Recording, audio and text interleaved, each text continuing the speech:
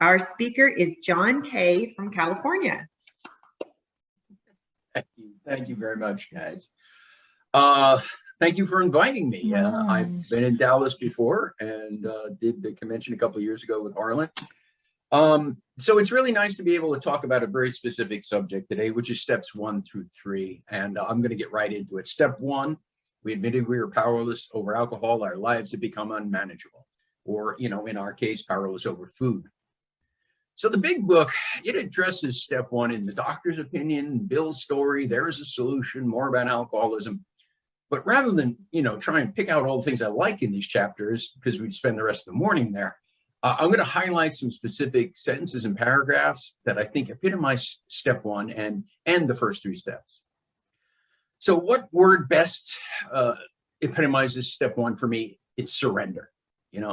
While the word surrender is not actually in the big book or the AA 12-12 for that matter, it is the key to recovery.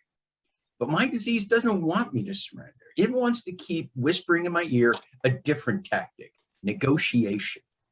Well, there is no negotiating with this disease. It'll win every time because it can read your mind, As my friend Sheila J. always says about surrender, the battle's over and you lost. So Dr. William Silkworth, in the doctor's opinion, broke some really important new ground at the time when he wrote, "The body of the alcoholic is quite as abnormal as the mind." Now, this was groundbreaking thinking then, and he was definitely in the tiny minority of the scientific community that believed this. If he were alive today, however, he would not be alone. There's overwhelming proof today that addiction in all of its forms, at least the physical allergy part, is a disease. This is not about people trying to take the blame off themselves and onto some abstract thought. It might have been abstract in the 30s, but it sure as heck isn't now. There are MRIs and PET scans that have been invented that can show pictures of the brain of addicts while they're using their substance. Specific areas of the brain actually light up, and not only that, those parts of the brain will light up even when they're shown a picture of the substance. So, what does all this have to do with compulsive eating? Well, if we can understand that some of the things said in the 30s could not be borne out by science until much later, we should be able to believe the same is true for foods, right? We go back to 1960. Roseanne S. started OA in January of that year. But coincidentally, in March of that year, the person Bill Wilson considered his sponsor, Father Ed Dowling, wrote an article for the Grapevine, which is AA's version of Lifeline. And in it, he said, and I'm going to quote, "Alcoholism is, when unchecked, gluttony for alcoholic drink. AA's success with this type of gluttony opens new hope for the better-known gluttony, which is killing many people, respectfully autopsied as obesity or overweight. My 240-pound gluttony gave me 2 heart attacks. An alcoholic doctor got me down toward 180 when he advised the total AA abstinence from sugar, butter, salt, and starch, butter, salt, and sugar. He said these 4 foods were probably my alcohol. Abstinence is so much easier than temperance." I love that. 0 is a lot easier than 1 in addiction. So some of the early members of OA, being AA crossovers, read this and believed it and started the Gray Sheet movement. Now, OA doesn't have a food plan, and I think that's good. But for an awful lot of us, these are some of our problem foods. And we're already having science on our side on this. We know now about substances like dopamine and serotonin, as well as appetite hormones like ghrelin and leptin. Now, don't let all the scientific talk out, overwhelm you. But it does help reinforce that this is a disease. An important component of this disease is the allergy of the body. And this is outlined in an important paragraph in the big book that says men and women essentially drink because they like the effect produced by alcohol. The sensation is so elusive that while they admit it's injurious, they cannot, after a time, differentiate the true from the false. To them, their alcoholic life seems like the only normal one. They are restless, irritable, and discontented unless they can experience the sense of ease and comfort, which comes at once by taking a few drinks that they see others taking with impunity. After they have succumbed to the desire again, as many do, the phenomenon of craving develops. They pass through the well-known stages of a spree, emerging ever remorseful, with the firm resolution to not drink again. This is repeated over and over. Unless this person can experience an entire psychic change, there is very little hope for recovery. I mean, that one line, our lives, when we were in the food, seems like the only normal one. We can't imagine a life where eating the foods we like can be a good one, a happy one. And the doctor explains to people in the real situation, quote, these men are not drinking to escape. They are drinking to overcome a craving beyond their mental control. In other words, we don't want to be compulsive eaters, but it was beyond our control. Over and over, as I would do, as the book says, make many resolutions, but never a decision. Now, in my case, that always meant wanting to stop, but I would do one of two things. Either I'd be committed to change, but without a plan, or I'd come up with a great plan, but not be committed to it. It was either a plan or an action. Well, you know, plans without action is fantasy. You know, I'll figure this out tomorrow, right? That's the main mantra of addiction. And then the doctor identifies more about the disease. He says, quote, all these and many others have one symptom in common. They cannot start drinking without developing the phenomenon of craving. You know, our disease has a 1-2 punch, the allergy of the body, the obsession of the mind. Or as my favorite description goes, we can't stop once we start, and we can't stop from starting again. Now, I don't know about you, but these accumulated thoughts mentioned, restless, irritable, discontented, developing the phenomenon of craving, making resolutions, never decisions, that nailed my behavior in multiple addictions, actually. We were using food to overcome a craving beyond our mental control. And we couldn't stop on our own. God knows we tried, right? It drove us crazy, didn't it? We're smart people. You know? Did you know that 45% of OA members have college degrees? And 32% have graduate degrees, you know? You know, take myself, for example. I am smart. I have a high IQ. I've been on Jeopardy, you know? You know how smart I was? I was wake up in my own vomit smart. I was 300 pounds and couldn't stop eating smart.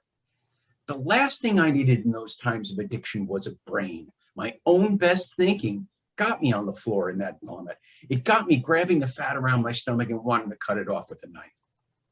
No, what I needed was help. I needed a power greater than myself that needed to be beaten into a state of reasonableness to realize that. As the doctor said, unless this person, me, can experience an entire psychic change, there is very little hope for recovery. And you know, in Bill's story, I identify so much with this. I spent years trying to control my eating. And then eventually I got to OA many years ago, and it finally dawned on me, I'm a compulsive eater. That's it. Now I know the answer. All I have to do is stay on my food plan one day at a time for the rest of my life. That's all I needed. I don't need the steps. I don't need a program. I don't need a big book. And I certainly don't need your stupid meetings, right? Well, anyone want to guess how that turned out? Yep. Just like Bill says on page 6, in no time at all, I was beating on the bar, asking myself how it happened. And the answer is simple, but I couldn't see it at the time. I am an addict. And no amount of willpower, or human power for that matter, can help me with my problem. You know, all that great brain power I had harnessed in so many other areas of my life was useless here. And this is especially true when I was knee-deep in my relapse cycle years later. By then, I had read the big book. I had worked the steps. I could quote you every always slogan in the world. And I figured that would be the key. You know, as Bill says on page 7, surely this was the answer, self-knowledge. Well, anyone want to guess how that turned out? Yeah. Pitiful and incomprehensible demoralization. You know, what I know now is that no amount of knowledge about my disease alone can cure me. As a friend in Los Angeles always says, you can't fix a broken brain with a broken brain. And Bill boils recovery down to the core when he says, simple but not easy. A price had to be paid. It meant the destruction of self-centeredness. You know, selfishness, self-centeredness, this is the root of our troubles. When I'm working in the addiction field, and I'm an addiction counselor now, I'm working with professionals who don't know a lot about the 12-step programs or are really turned off by the G word, you know, God. And I tell them just to think of 12-step programs as programs of ego reduction, because that's what we're here for, right? Now, I want to jump ahead to there is a solution to that chapter. Again, the book goes into great length to explain to people that this is a disease. It says, if a person has cancer, all are sorry for him and no one is angry or hurt, but not so with alcoholic illness. Everyone understands that people with cancer don't want it, right? But think about it. They are growing something themselves. It's not being injected to them from the outside, but we all understand this is something they don't want in their bodies. And we can even accept that for various forms of brain disease, like epilepsy and schizophrenia, but, not for addiction for most people. Again, the point of calling this thing a disease is not a lame excuse to offload responsibility for our actions. It's to take away the stigma and the guilt and the self-recrimination we have all felt from having to carry around this disease with us. We have a disease, but we also have to take our medicine. And that's what we're all doing today, right? We're here this weekend taking our medicine. And like any medicine, we need to follow the instructions on how to administer that medicine. So consider the big book to be the label on the medicine bottle called recovery. And for any medicine to work right to its full potential, you have to follow the clear-cut directions exactly. And in this chapter, it talks about one of the most important sentences. We feel that the elimination of our drinking is but a beginning. In other words, abstinence isn't the finish line, it's the starting line. It's from here we begin to build a program of change. I was told in my first weekend program, the same person will eat again. So we need to change, because if we don't, we will eat again. And for a lot of us, eat is to die. On page 24, it says, the fact is that most alcoholics, for reasons yet obscure, have lost the choice of power in drink. Our so-called willpower becomes practically non-existent. We are unable at certain times to bring into our consciousness with sufficient force the memory of the suffering and humiliation of even a week or month ago. We were without defense against the first drink. A week or a month ago? Come on, try a few hours ago.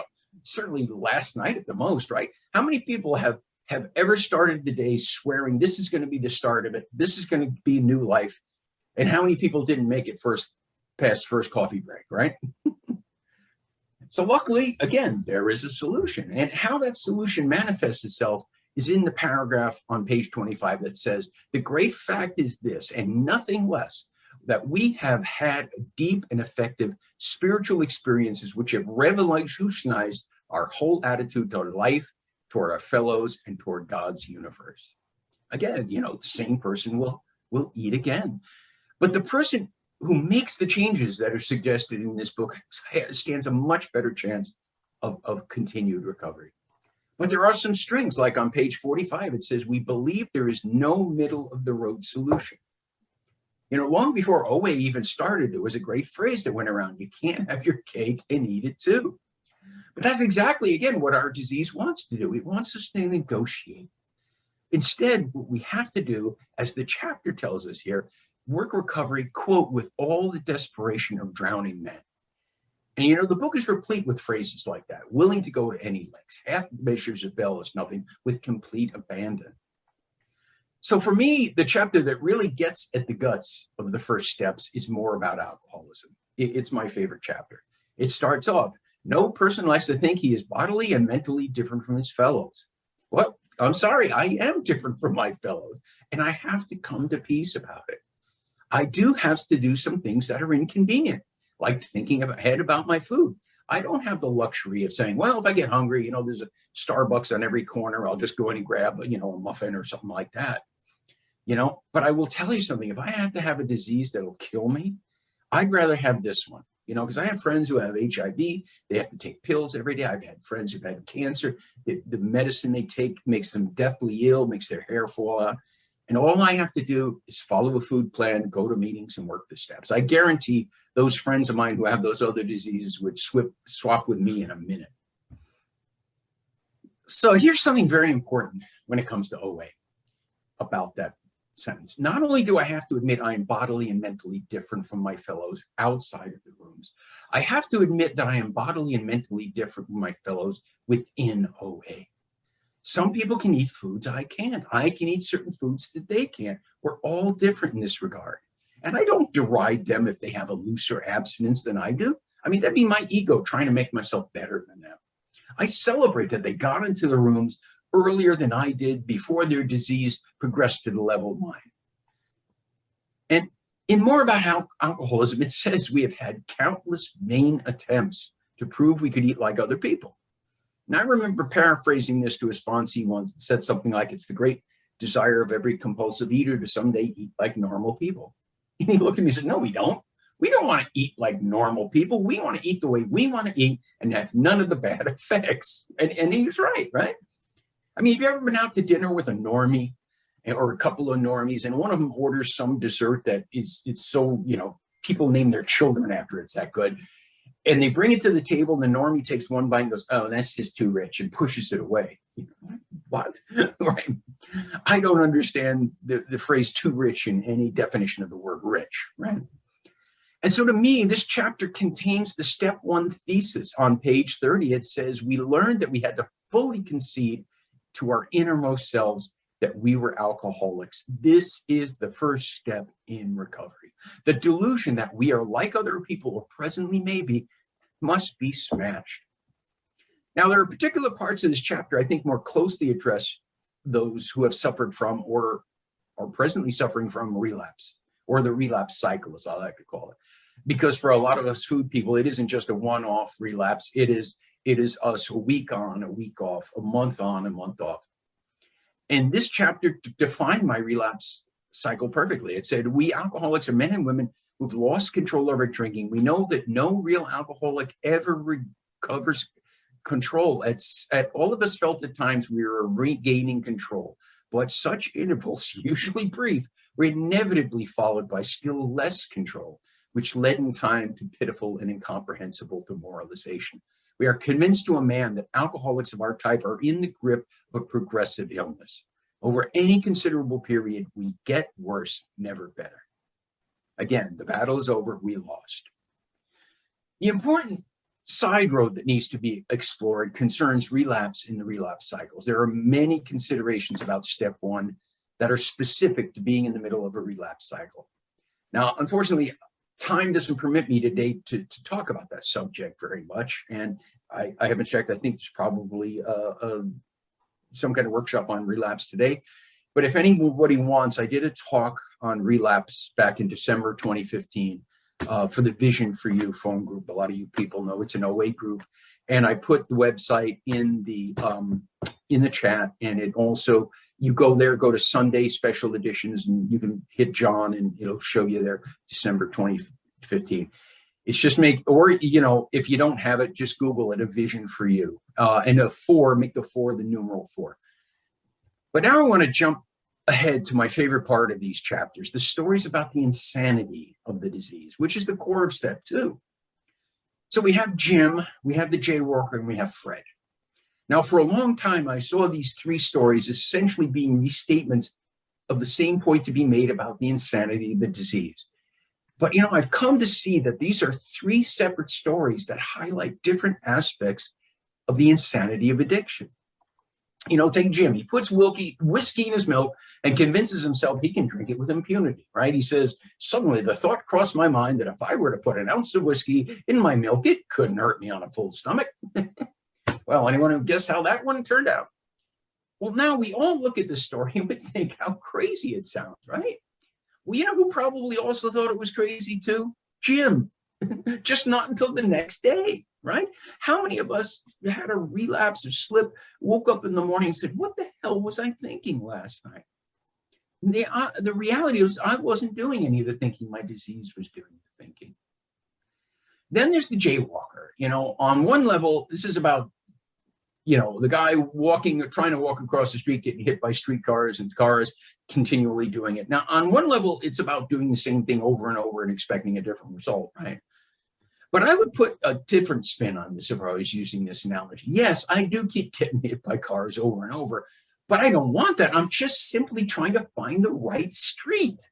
There has to be one street where I can dodge these cars and not get hit. In other words, I can do so many wonderful things in my life with my brain. I just haven't figured out how to control the eating. But the answer's got to be right around the corner, right? Now, the only thing right around the corner is that streetcar. So then there's Fred. Fred has the most dangerous form of the disease insanity, that strange mental blank spot. He tells the story of his relapse in this chapter. Quote, not only had I been off guard, I had made no fight, whatever, against that first drink. This time I had not even thought of the consequences at all. I had commenced to drink as carelessly as though the cocktails were ginger ale. And now I remember about my alcoholic friends and what they told me, how they prophesied that if I had an alcoholic mind, the time and place would come where I would drink again. They said that though I would raise a defense, it would one day give way to some trivial reason for having a drink. So what did Fred happen to Fred? Look, it goes back a key sentence, the page back. It says self-knowledge would fix it. And again, what is the answer? Well, a couple of guys showed up and told him. And they quoted, then they outlined the spiritual answer and program of action, which 100 of them had followed successfully. In other words, the only inoculation against these strange mental blank spots is working the steps, and in my opinion, continuing to work the steps. The steps aren't a rite of passage that you do once. It's something, if you're like me, you do over and over. It's a way of life. I need to keep moving forward to become a better person every day. And if I do that, I like myself more and more. And a person who likes themselves doesn't want to do self-destructive things like compulsively eating. And I need to help others, so I remember what it's like. As somebody I know here in LA says, I'm not a slow learner, I'm a quick forgetter. And this insanity we have around the food, it's so hard for us to wrap our heads around, because many of us have achieved great things in our lives. We're above average intelligence. So how the heck can you call me insane? Because the answer is in the big book where it says the disease resides, quote, parallel with our sound reasoning. The thing is that this is such a specific kind of insanity. If my mental problems were more general, if I found myself just walking in the middle of traffic wearing a tutu, there'd have been part of me that would have went, wow, I am messed up. I better not trust this brain.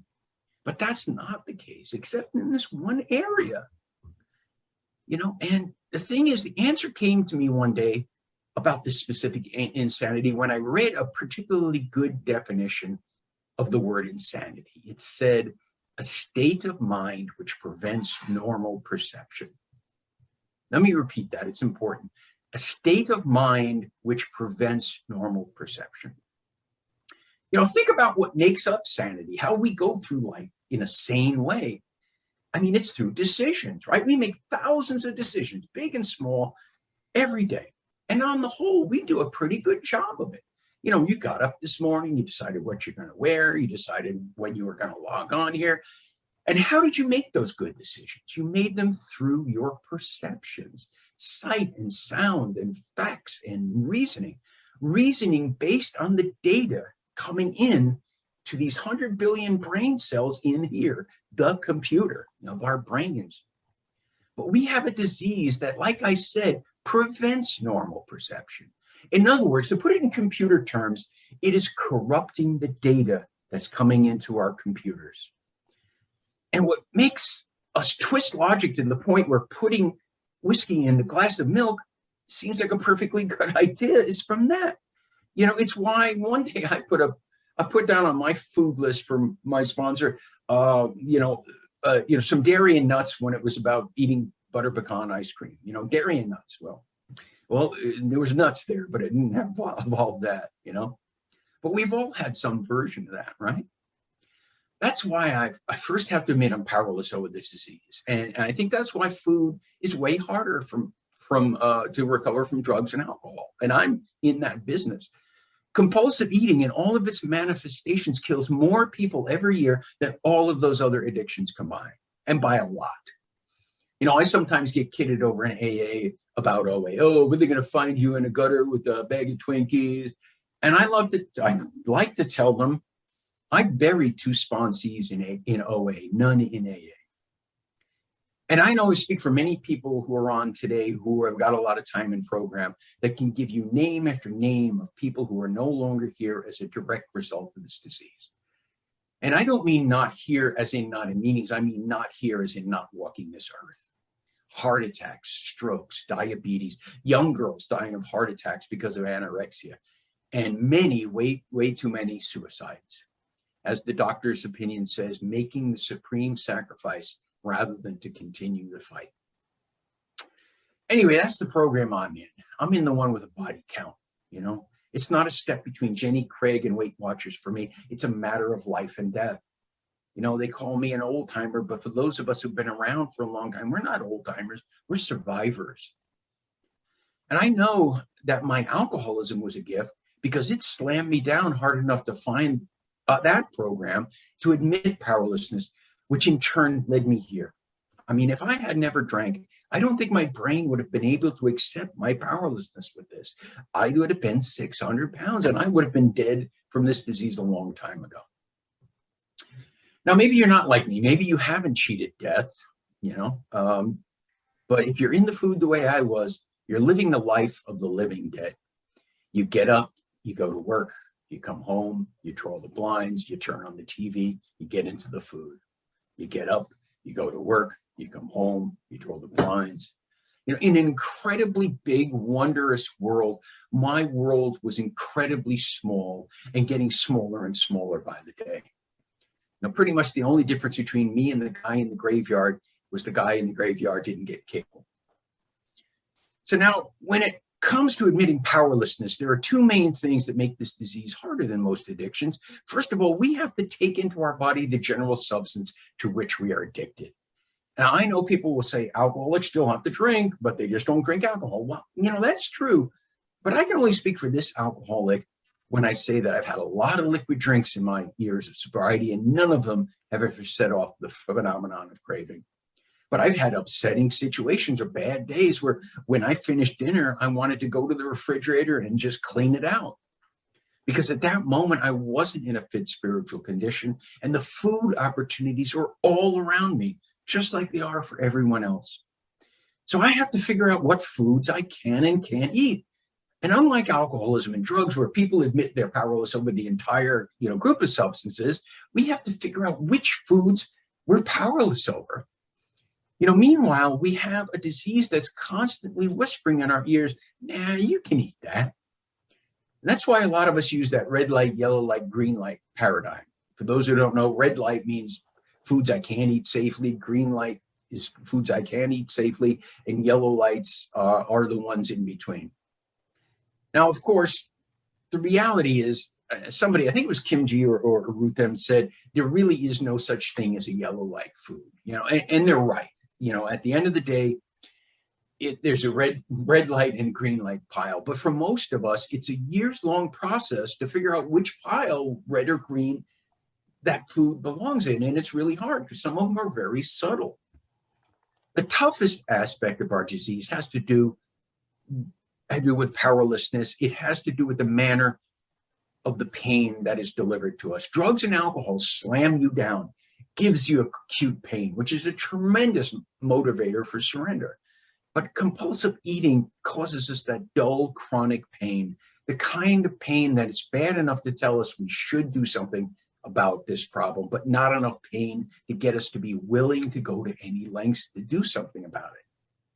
Also, our disease is very patient. And if we have good brains, we can keep moving those goalposts, right? Well, I'm never going to get to 200. Okay, I'm at 200, but I'm never going to get to 220, right? You start looking at yourself in the mirror from here up. You get stretchy waistband pants. You begin to slowly accept more and more that which was previously unacceptable. And there's only one way out of that battle, and that's total surrender. Admitting we're powerless over the eating by being willing to let go of foods that do or might cause us problems. To me, the holy grail in program is embodied by the one phrase in the 10-step promises that says, we will be placed in a position of neutrality with the food. Well, that achievement of that goal is incredibly easy and blazingly simple. Okay, you ready for the secret here?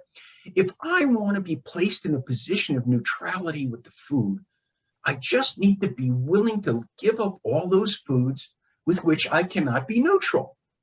In other words, total surrender. And then there's the final part of step one, admitting where our lives are unmanageable.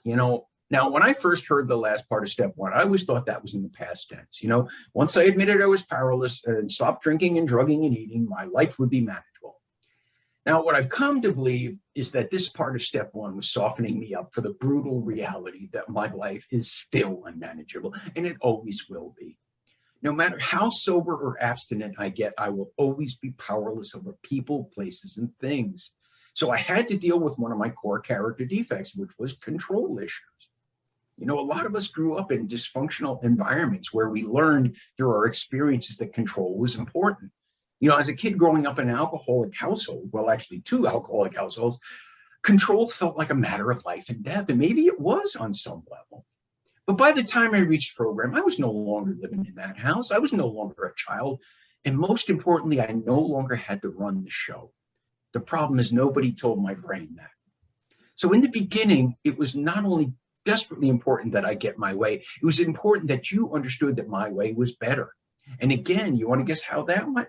I didn't just step on the toes of my fellow man, as they say. I did a clog dance on them. I had to come to understand what I heard somebody's sponsor say once that I love. He said, other people are not imperfect versions of you. Boy, that hit me hard. And the funny thing was that these various attempts at control were of little consequence anyway. Even though they calmed my conscious, constantly anxious being, they weren't really the answer. Almost all of the things I thought I had control over were simply illusions of control. The amount of things that we have control over in our lives is pitifully small, but we feel better deluding ourselves into believing otherwise. I'll give you an example. I mentioned to someone once that I hadn't worked for a real company for decades. I was a comedian for many years, and then I became an independent contractor with computers, and now, drug and alcohol counseling. And the person said, oh, I can't do that. I need the security of working for a large company and getting a weekly paycheck. And I said, I can understand that. You want to go, let's say, walk into a big skyscraper and work for a company. Let's say it's the number 3 company in America, and that company takes up the whole skyscraper. And I'll imagine this skyscraper is in a big city like, I don't know, Houston, Texas.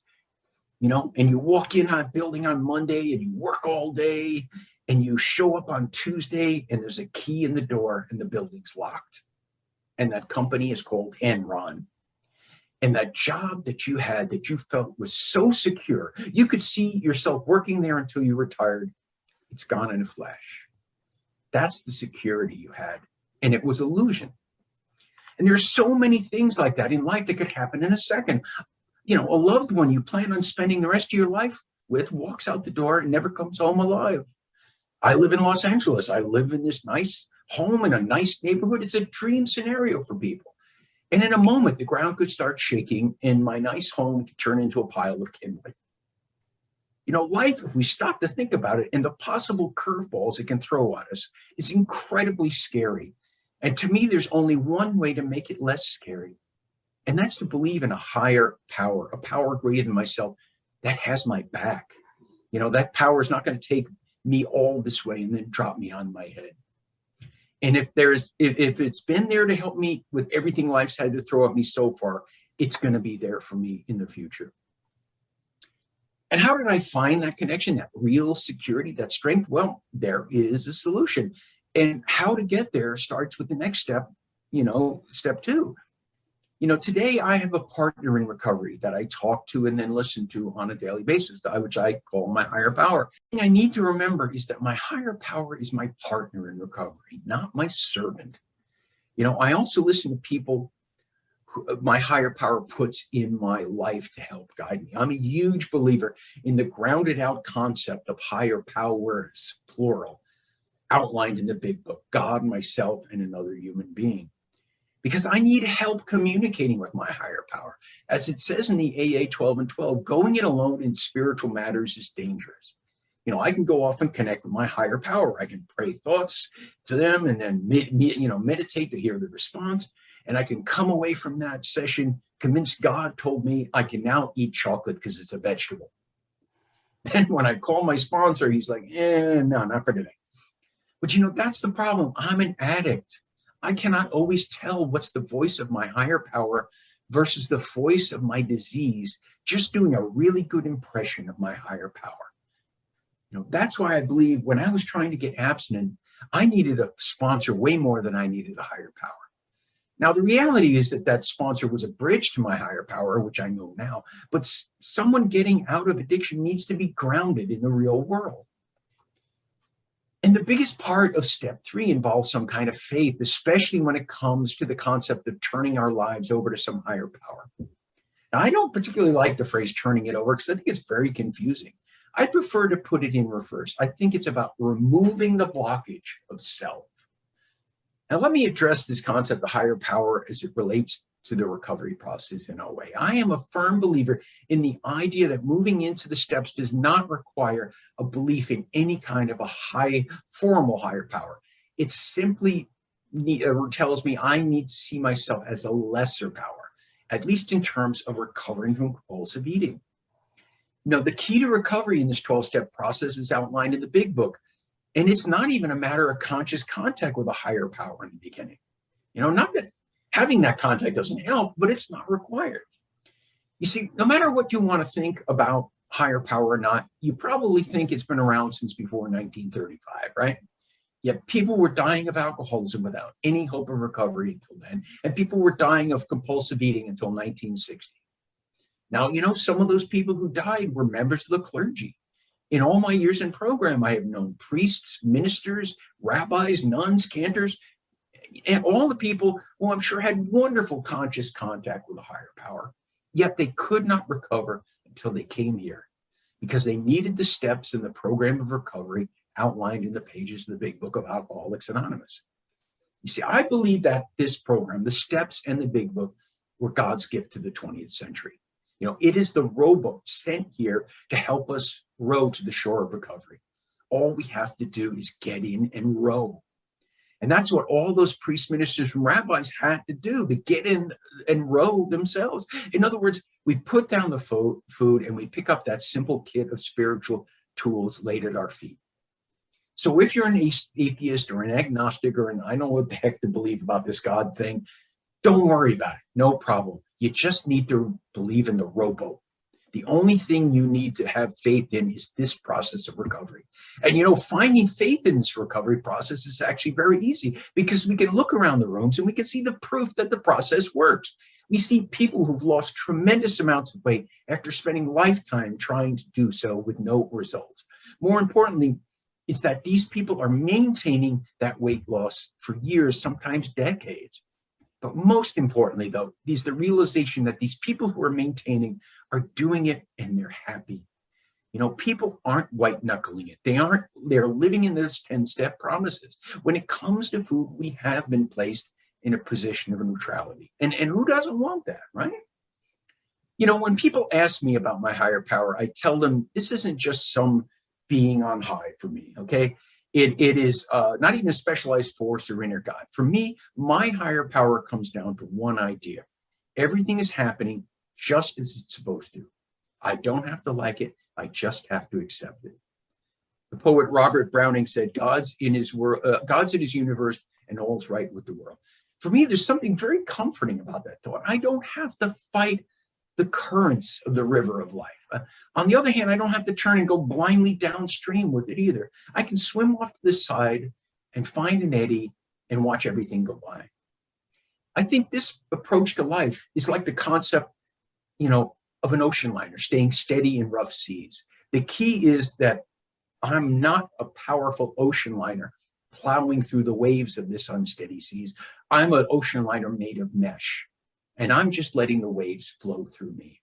And that's the way I do it. I let life flow through me. So these steps and the ones that follow have taught me that my life is still unmanageable and I'm powerless over people, places, and things. And the only thing I really have power over, and this book taught me that, is myself and my reactions to life in the world. They'll tell you, when you come into this program that if you get abstinent, you'll lose the extra weight off your body. And that's true. But what they don't always mention is that if you come to learn and you come to work the steps, you'll lose even more weight off your shoulders. And to me, that's the real gift of the steps. And I thank you for listening to me. Thank you, John. All right, we will now open the floor for 2-minute question and answer shares for the speaker. Please focus your questions and shares on the topic of this meeting. For those who arrived late, the topic of this meeting is building a new foundation for recovery, steps 1 through 3. Please place your questions in chat and the Zoom host will read them to the speaker. Please focus your shares on answering the question, what is your main takeaway? How will you apply this to your program?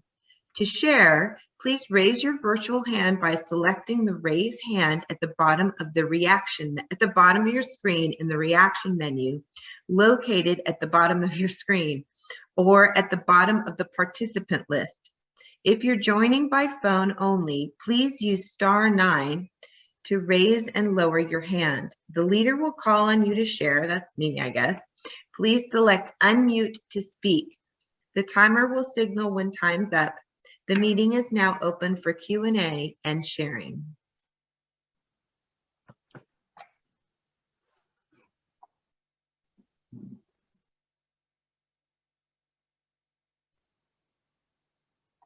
Swan, can I call on you?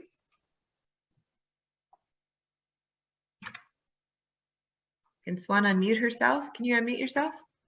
You were there for a second. There you go. I can now. Thank you. You know, I thought I was going to have to turn my video off because I was shaking my head so much in agreement with everything that you said, John. I thought it's going to distract people, and I look like that bobblehead that we attach to the car dashboards. You know, what a tremendous share. Thank you so much for your service. Just the basic, sort of the basic facts, you know, about what we come in with this illness, this dis-ease. And the importance, right, of coming back, right, because it works. We come back because it's working, and we get this beautiful life, more beautiful than the food could ever offer us. Thank you for your service.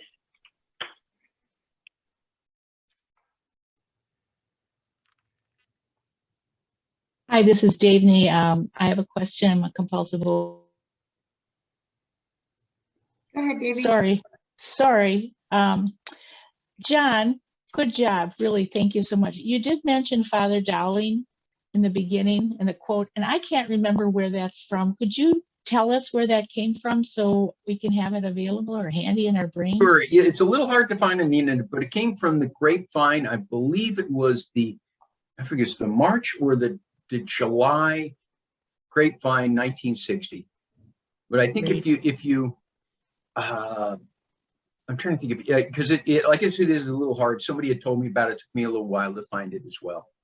But, you know, again, he hit it head on, that it was, you know, it's a matter of that. There's no reason that those 12 steps can't be used everywhere. You know, when Roseanne started, she went to go talk to Jim, who was the person who started Gamblers Anonymous, and said, do you think the 12 steps will work for food? And he says, I can't see any reason why it wouldn't.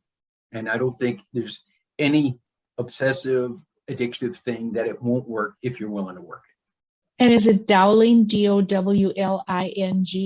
Yes, D as in dog, O-W-L-I-N-G. Great, thank you so much. Good job. Sure, thanks. Adrian?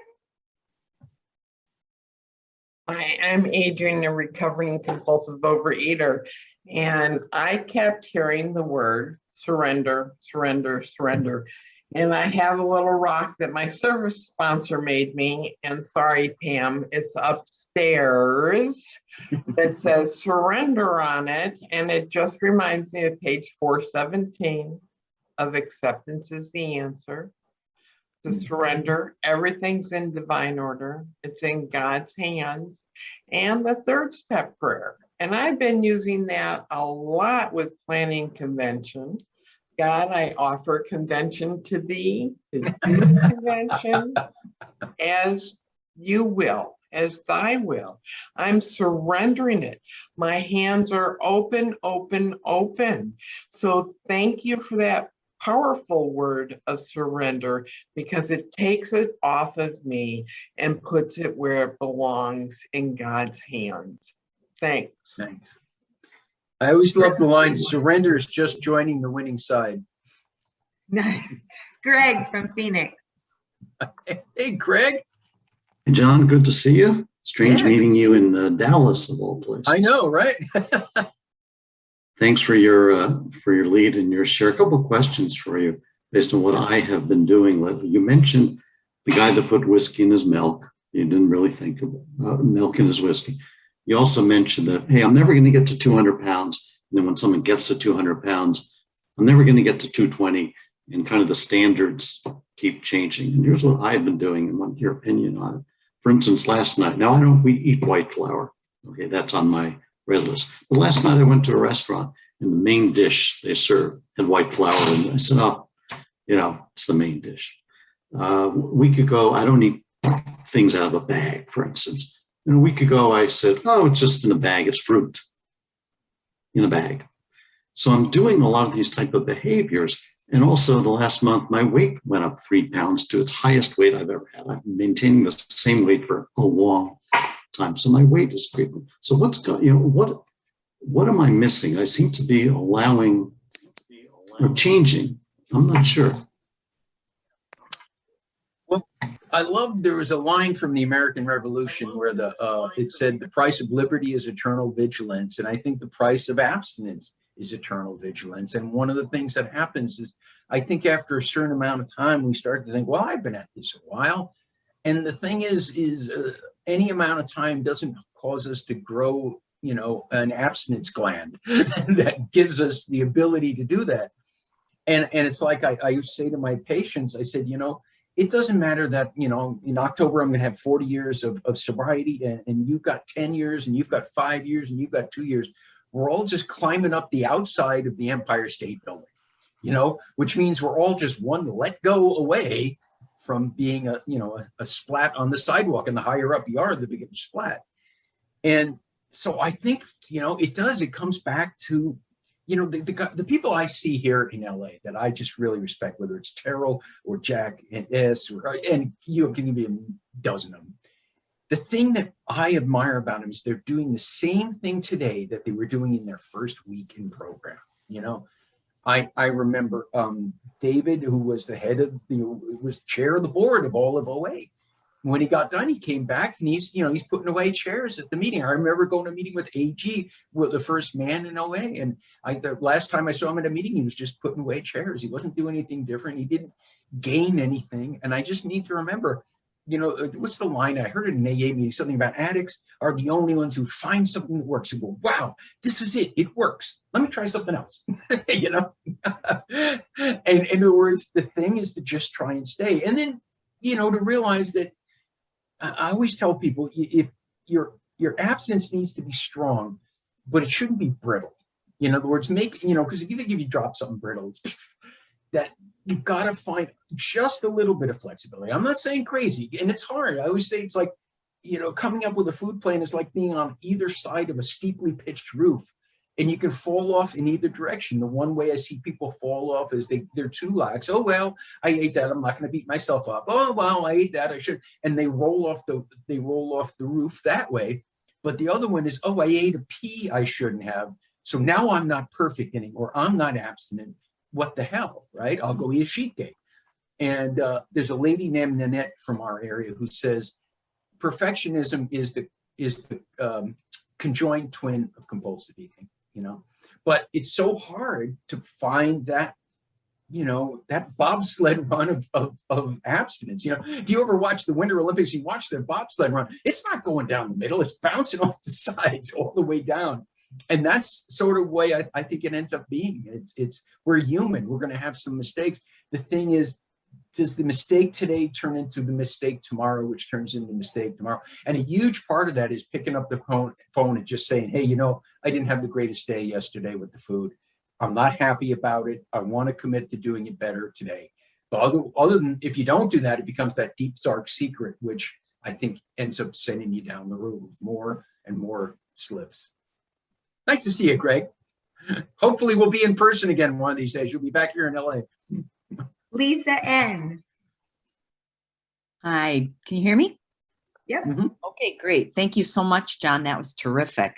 Say, I want to sound smart like you when somebody says, how can you stay abstinent? How can you give all that up? Because you said abstinence is so much easier than And somehow I got a text or got distracted and I didn't get the rest of it. So Right. Well, that was actually Father Dowling's line. He said, abstinence is so much easier than temperance. Or the temperance. way I like to say it, 0 is easier than 1. You know, for me, if I start trying to eat something that I really like, I'm just better off not having it, you know? And for me, that's the easiest way. In the beginning, it doesn't seem to, but it's like they said in that book, you know, it seemed like when we were eating, it seemed like the only normal life. And we just need to be out of it long enough to be able to turn around and go, wow, were my priorities messed up? But in the moment, it seemed like I was giving up this huge thing. And then years later, I go, God, giving that up was a no-brainer. What was I thinking? But it's the chicken and the egg. You got to give it up before you can realize how important it was that you gave it up. Thank you. Sure. Super. Laura B. Yeah, hi. I have a two-parter question.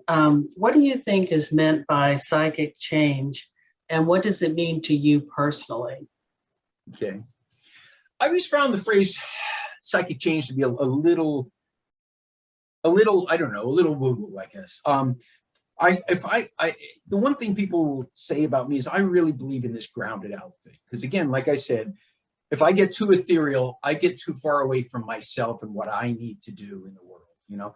And so for me, it's about just changing the way I see things. And it's not easy. It's not like it's going to turn on a dime. I mean, for some people, for Bill Wilson, it was a thunderclap, moment. But for most people, it's like it says in Spiritual Experience in the back of the book, it's a change of the educational variety. It happens slowly over time to realize it. And the longer you're out, the more you can look back and see the insanity of the way you were. And so to me, I think sometimes psychic change sounds like it's something that's supposed to happen instantaneously. And I don't think that's what happens for most of us. It's like turning the ocean liner around. It's going to take a while to get it to turn. So I don't know if that helps. And then what was the part? Just how it had to do with my life? Yeah, what do you think of personally of psychic change? How does it affect you? Well, for one thing, it's like food is not the be all and end all of my life. It's it's fuel for me. It's all of us. We have to eat. We can't just go without. And so I try and put it in its place, and I can enjoy my food, and I can have deal with it in that position of neutrality. But I can't use it as a substitute for emotions. I can't use it to block emotions. I can't use it to solve my emotions, to make them feel better, because that's what I did for years. Anything happened and it was upsetting, I'm going to go find food, I'm going to go do that. And now it can't be, it has to be that. And again, we go back to that, I hear people in program go, well, I'm going to work the steps and then I'll get abstinent. I've heard it work for some people on very rare occasions, but for the most part, we have to put the food down first. When I hear the occasional person say, oh, well, I did it by doing the steps and then I got abstinent, I always think, for every one of those people, there's 100 people out there who hear that and go, oh, okay, that's what I'm going to do. I'm going to work on the steps and then I'll get it. Because the last thing our disease wants is to get us to turn that, put the food down. It's always like to say, my disease wants one thing when I get up every morning. That's to figure out how to get me to kick the can down the road one more day on actually putting the food down. And unfortunately, that's in the chicken and the egg thing. The only thread you can grab onto is putting the food down first. Hope that helps. All right, Thank we have you, time guys. for one more. Karen and Pam? Yes, it's Karen. Hi, Karen. compulsive overeater, Pam over there. John, thank you so much for your share. God, I heard so much, and you caught me at the very beginning about surrender, not negotiation. I'm grateful that 30 years ago, after fighting it, I was able to walk in and surrender. And also, just going over steps 1, 2, 3, I'm dealing with and working with, thank you God, some sponsees that are struggling, but on OA.org, there's a wonderful, guidelines to help with slip or relapse to recovery. But it summarizes steps 1, 2, 3, like you said. But what I'm saying that for anybody that wants to help somebody with that, it's on OA.org. But John, tell me about your moment of surrender, because I fought it for about 3 years in the rooms. And then one day I walked in and I said, I surrender, and no more negotiations. Did you have a point, or did you get abstinent day one? No, I wish I could. I got abstinent in the beginning, and then I went on a long relapse cycle. That's the reason I mentioned. I don't have time to tell my whole relapse story. I put a link in the chat about the talk I did at for Vision for You. But when I got abstinent, which for hopefully the last time, I had really been fully committed. Every Monday I was starting my abstinence, because of course you always start on Monday, and over I would lose it about Thursday night, and I would lose it. And finally it was just one night, I'm like, I keep doing this. I really want to eat. And I finally, after God knows 30 years in program, or no, it was 20 maybe, I said, they taught me one day at a time, 1 minute at a time. And I told myself, okay, John, you have absolute permission to go binge tomorrow morning after your breakfast. And the funny thing is that somehow that made it better. I made phone calls and that helped me. And I need to remember, again, my disease is always going to do the tomorrow game, And I go to these meetings, and Greg has been to them, with people, the kitchen sink meeting, at the end they go, how many people have got 5 years? How many people got 10, 20, 30, 40? And there's loads of people in the meeting I go to who are of that amount of time. And I guarantee you, not one of them started on a tomorrow. They all started on it today. And I guarantee almost every one of them, sometime in that first week, the disease said, oh, come on, you can start again. You only got 3 days. And something, grace, I think, made it, no, John, if not now, when? You've been saying this for how many years? If you don't do it now, you may never get it. Am I going to be the guy who's up at meetings at 65 going, yeah, I got my first, I've been here for 40 years and I've got my first 7 days. I don't want to be doing that over and over. Not because of shame, but it's just that my life comes to a halt when I'm eating, and and I'll stop with this. I had an old timer say to me when I first came in, because I came in young, and this is an AA, but he said, if you're an addict and you put down your substance, you can do whatever you want with the rest of your life.